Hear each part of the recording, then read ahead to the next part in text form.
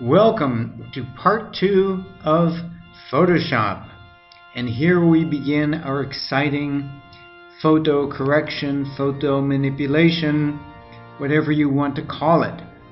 Photoshop has literally hundreds of ways to correct and change pictures, and in this class we're going to work with 3 of them, and the first one is right here, the clone stamp tool.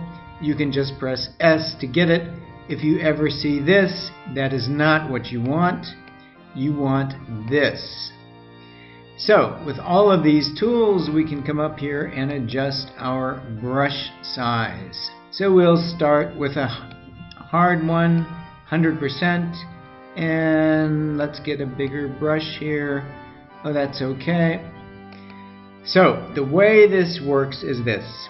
You put your finger on the Alt key, and that's where you want to copy from. And then you give it a click. See, I just went to the top of the 4. And then you go to where you want to paste to, and you click and drag.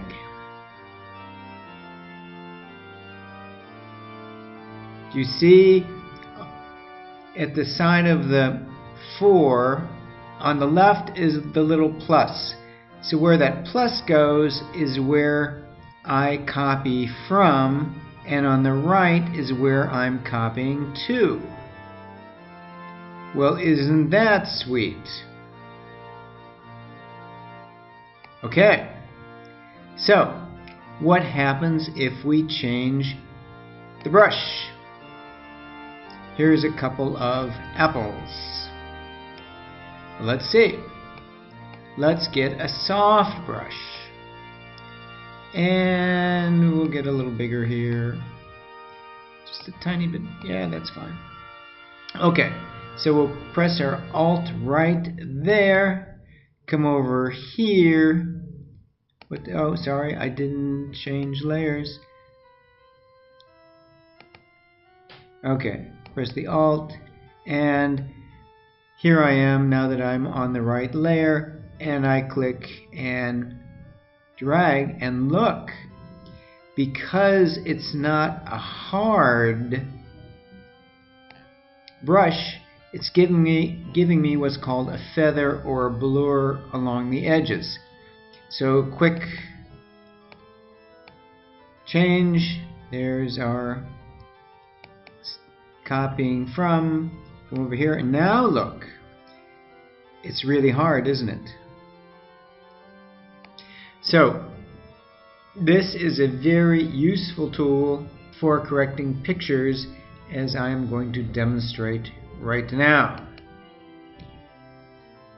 Here we've got a pair of shoes, and in my opinion those shoes spoil the photograph. So let's get rid of them. Let's turn off this layer, and we'll duplicate this, and then we will Control plus plus plus, and then H hand, and zoom down and have a good look at those shoes. Well, what are we gonna do? So we've got the clone stamp selected. Let's get a brush that's not too hard and not, well, it could be a little big, a little bit bigger, and let's see what we can do. Let's copy from here over. Aha! Go away, shoes.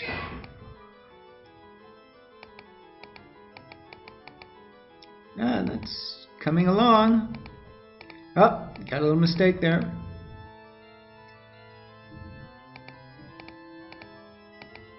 Now, here the concrete is broken above the shoe and it's not broken below, so let's see what we can do here.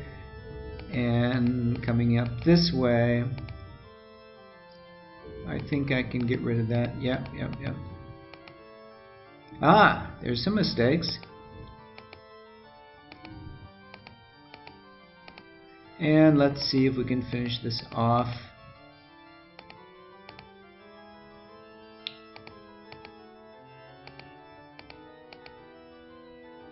And for our grand finale, you can change the size of your brush very easily by clicking the bracket key that should be to the right of the P key on your computer.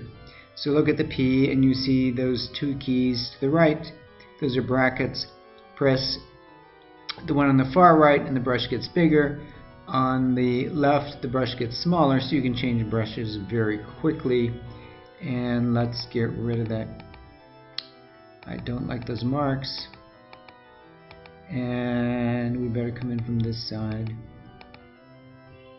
Yeah.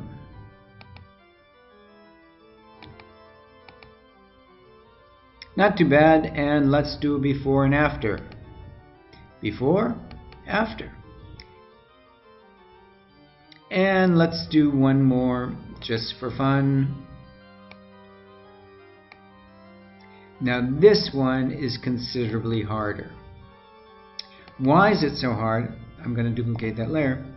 Because you've got fading light. So here it becomes really kind of a work of art, and I was always surprised to see how talented some of my students are, and you might be one of them, and you can do a better job with this than me. But I'm just going to see if I can get the... Even there, look.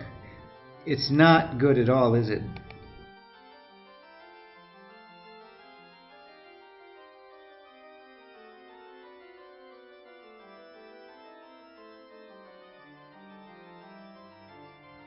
Well, nobody said this was going to be easy, guys.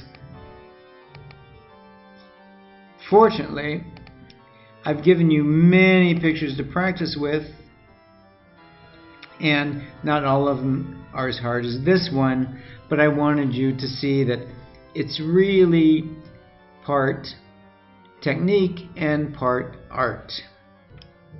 So here I've given you all of these examples, and I can tell you that previous students have done every single one flawlessly, better than I ever could, and there's no reason that you can't do it equally well.